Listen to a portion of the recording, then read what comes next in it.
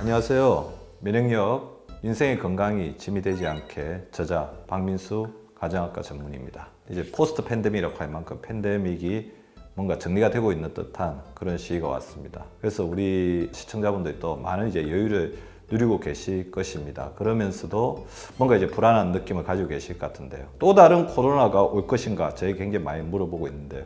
바이러스는 끊임없이 진화하는 존재이고 우리 인간이 살고 있는 생태계는 굉장히 복잡다단하기 때문에 올 가능성이 굉장히 높을 거라고 생각이 됩니다. 우리가 여유가 있을 때, 우리가 팬데믹이 아닐 때 오히려 면역력을 키워놓으면 막상 이제 팬데믹이 왔을 때 아주 슬기롭고 건강하게 팬데믹을 느낄 수 있다는, 어떻게 보면 면역력은 지금부터 이제 가꾸어야 되는 가장 중요한 시기가 아닐까 그런 생각을 들고 있고요. 보다 건강하고 행복한 면역력을 유지할 수 있는 방법에 대해서 같이 공유를 해드리겠습니다. 먼저 면역력이 낮은 사람들에게서 자주 관찰되는 특징에 대해서 말씀을 드리려고 하는데요. 불행하게도 이런 부분들이 나중에 바이러스 질환의 감염, 그런 어떤 위험성들을 굉장히 높일 수 있을 거라고 생각이 됩니다. 이런 분들은 반복적으로 알레르기, 비염이나 감기, 장염 등에 걸리게 되고 심하게는 대상포진이나 폐렴 등의 자주 이완된 특징을 가지고 있게 되는데요. 누구도 예외일 수는 없으니까 한번 잘 살펴보시면서 본인에게 이런 특징이 없는지를 한번 살펴보십시오. 먼저 자세가 구부정하고 우리 뒷목이 아프다. 자, 이 부분은 이제 근육의 염증이나 근감소 쪽에 나타나는 소견인데요.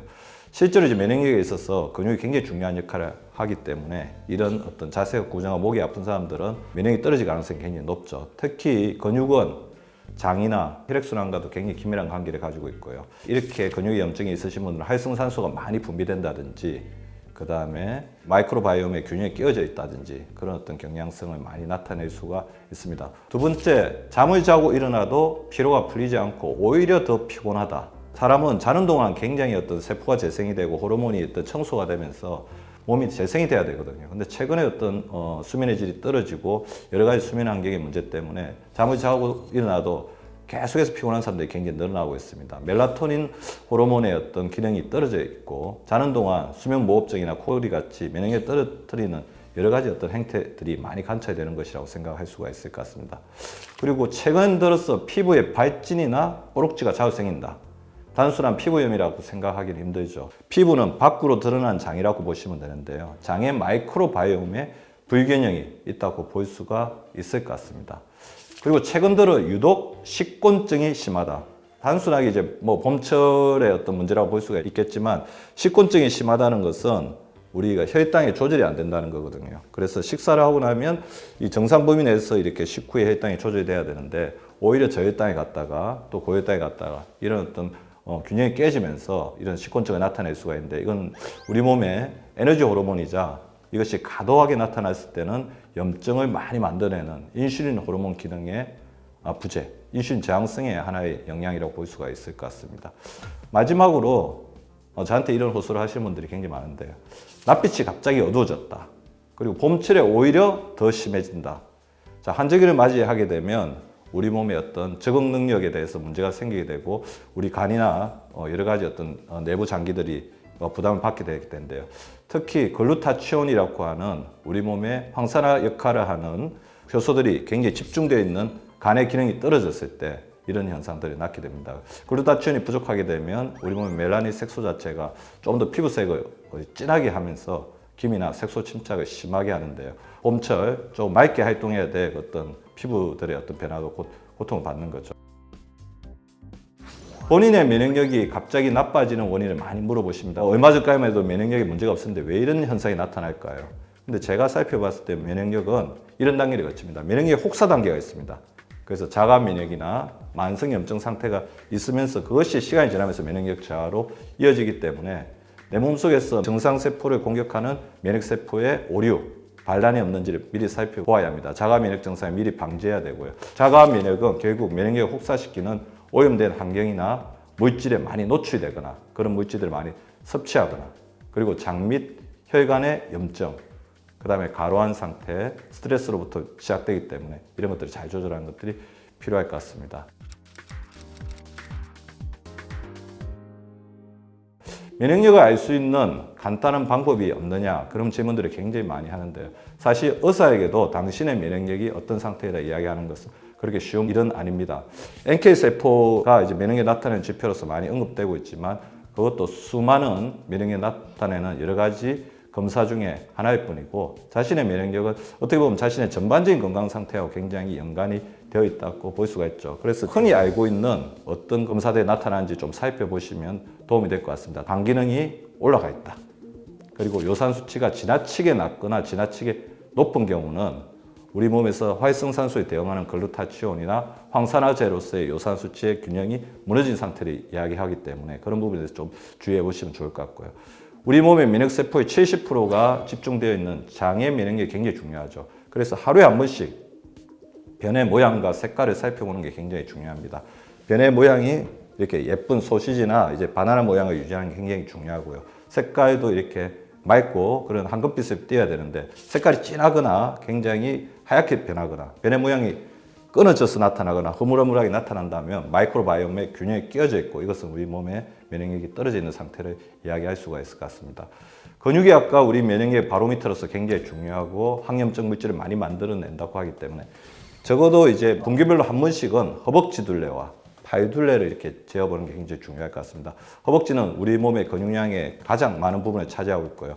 팔 둘레가 줄어들게 되면 일상 활동에 제한을 해서 오십견이나 여러 가지 삶의 질이 떨어질 수가 있기 때문에 근육의 어떤 양을 잘 평가하는 게 굉장히 중요할 것 같습니다.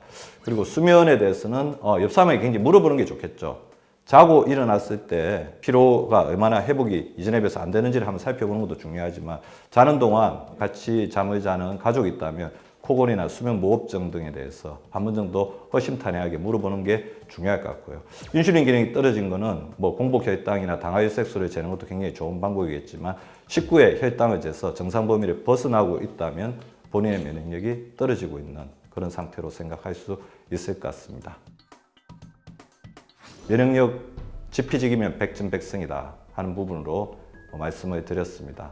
일상생활 속에서 자신의 몸에서 나타나고 있는 면역력 이상의 지표와 증상과 징후를 잘 살펴보시고 면역력이 더 이상 나빠지기 전에 혹사당하기 전에 면역력을 미리미리 돌보는 지혜가 필요합니다. 안녕하세요. 이시혜입니다. 우리 면역에는 이 자연 면역과 획득 면역이 있습니다.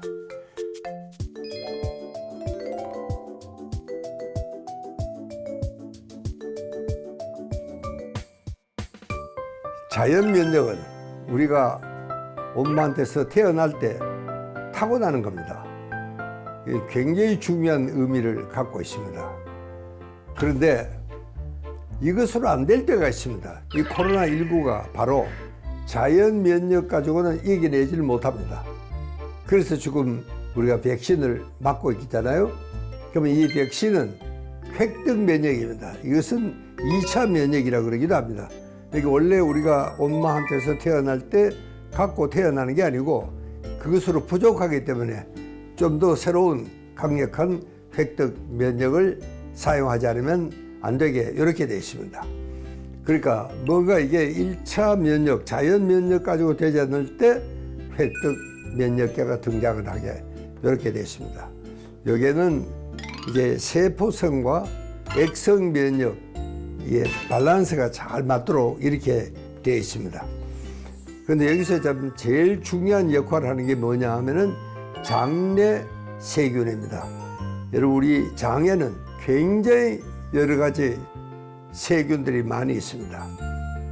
그래서 이걸 우리가 세균총이라고 그러는데 이 세균이 골고루 균형 있게 잘 발달이 되어 있어야 됩니다. 그러니까 이 세균에는 유익균도 있고 유해균도 있습니다. 해를 끼치는 균도 있고 또 중간균이라 그래서 그게 비율적으로 보면은 유익균이 한 20%, 유해균, 해를 끼치는 균도 한 10%가 있어야 됩니다. 이게 완전히 없어진다고 좋은 것은 아닙니다. 유해균도 있어야 됩니다. 그 다음에 이제 이 중간균이 70%인데 이 중간균은요, 유익균이 우세할 때는 유익균이 행세를 합니다. 또 유해균이 득세를 하면은 이런 중간균은 또 유해균을 돌아갑니다. 여러분 가령 우리가 뭘 잘못 먹었다든가 여름에 막 설사, 토사, 광난하고 이럴 때는 정말 완전히 우리 장내 세균의 유해균으로 이렇게 바뀌는 그런 순간이라고 생각하시면 틀리지 않습니다. 참 면역력은 70%가 장에서 만들어지는 이유가 바로 여기에 있습니다. 그 다음에 그러면 나머지 30%는 뇌에서 만들어집니다. 스트레스도 이제 물론 많으면은 이거는 뭐 반드시 면역력이 떨어집니다. 그래서 스트레스도 잘 이겨내야 되고, 그래 참 힘들고 어려운 일이지만 여러분 지금 요때를 우리가 잘 넘겨야 됩니다. 그렇게 여러분들 지금까지 참 용케 잘 견뎌 오셨으니까 조금만 더 참고 요거를 참 슬기롭게 요 기간을 넘겨주시기 부탁을 드리겠습니다. 저는 내 몸이 궁금해서 내 마음이 궁금해서를 쓴 고려대학교 의과대학 명예교수 나흥식입니다. 최근에 면역력 그리고 거기 붙어있는 스트레스 좀 관심사항 아니세요? 면역력이라고 그러지만 여러분들 속마음으로는 면역력 강화 그리고 스트레스는 퇴치 이거를 생각하실 거예요. 근데 이 두 가지 단어가 진짜 맞나? 라는 걸 한번 검증해 드리겠습니다. 슈퍼푸드라는 거 잘 아시죠? 각종 영양소가 풍부하고 콜레스테롤은 낮고 항산화 작용과 노화 억제 작용을 하는 좋은 음식으로 알려져 있는데 다섯 번째 있는 건 면역 강화예요. 면역이 강화되는 게 꼭 좋은가? 라는 얼토당토하는 의문을 여러분들한테 제기하면서 다음 내용으로 넘어가겠습니다. 면역작용이라는 것은 잘 아시다시피 나와 남을 구별하는 겁니다.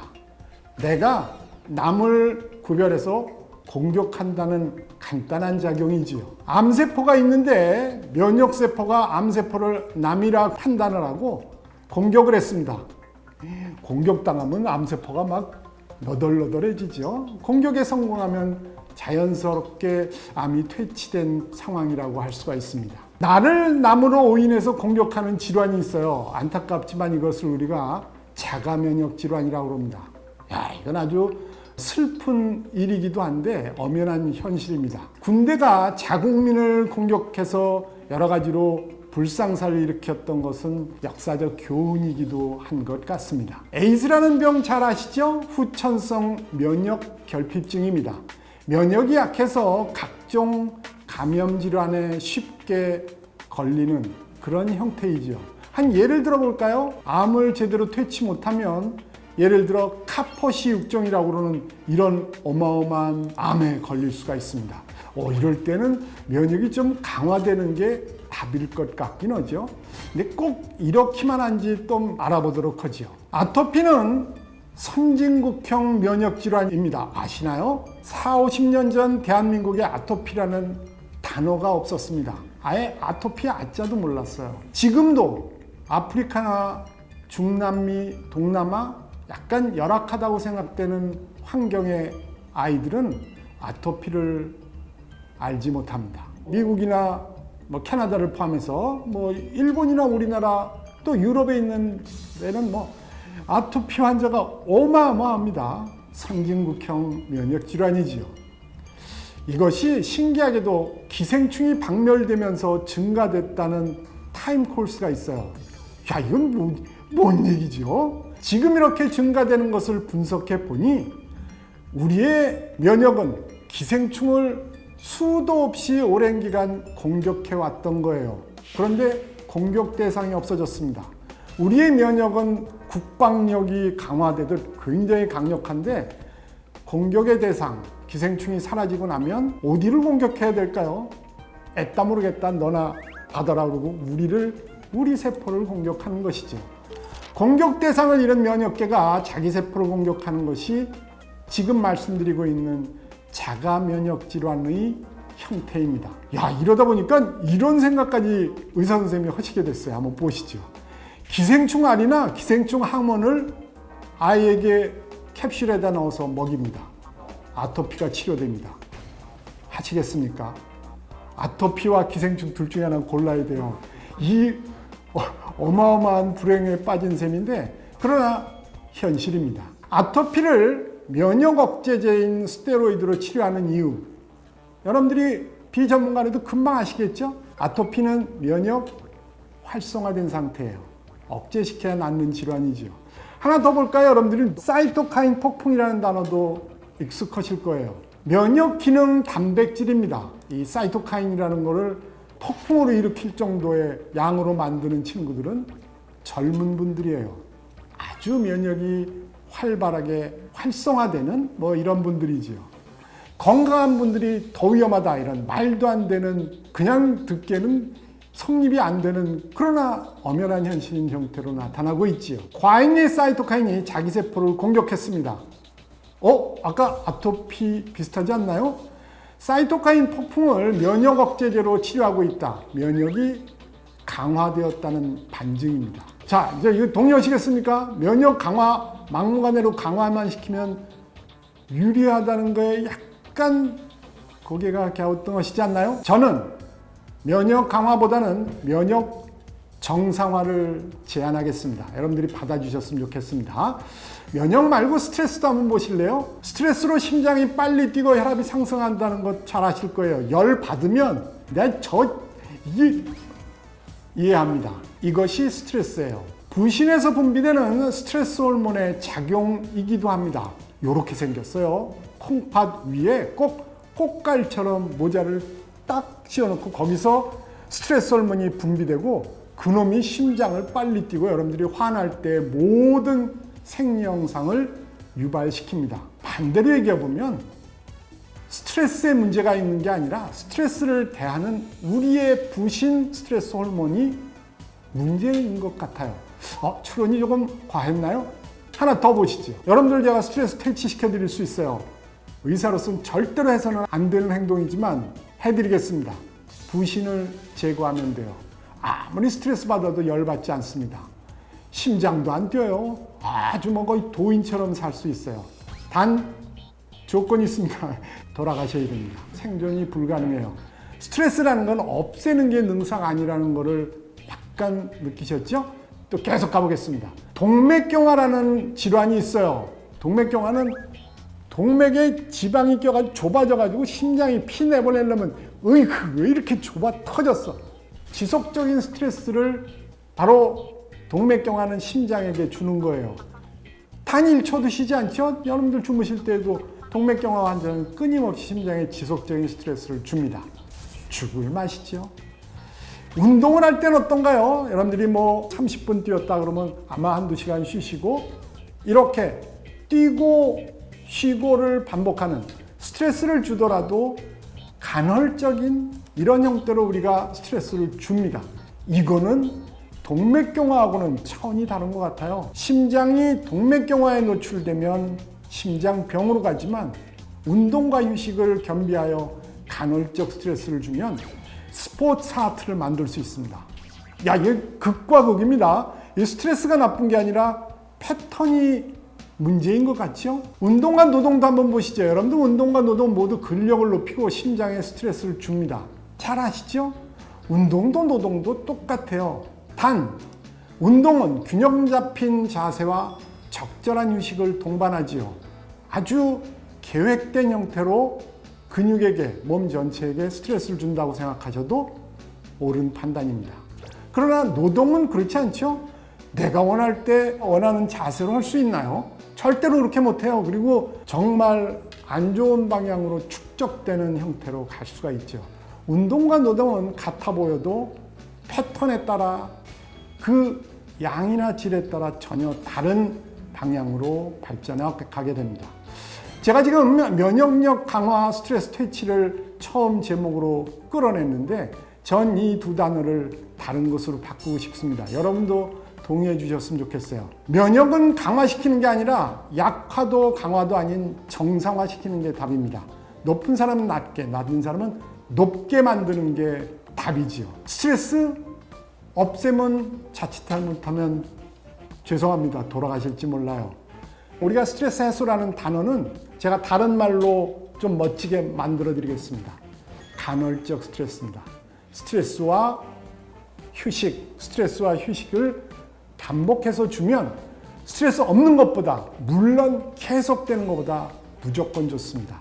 생활에 잘 반영해 주시기 바랍니다. 감사합니다.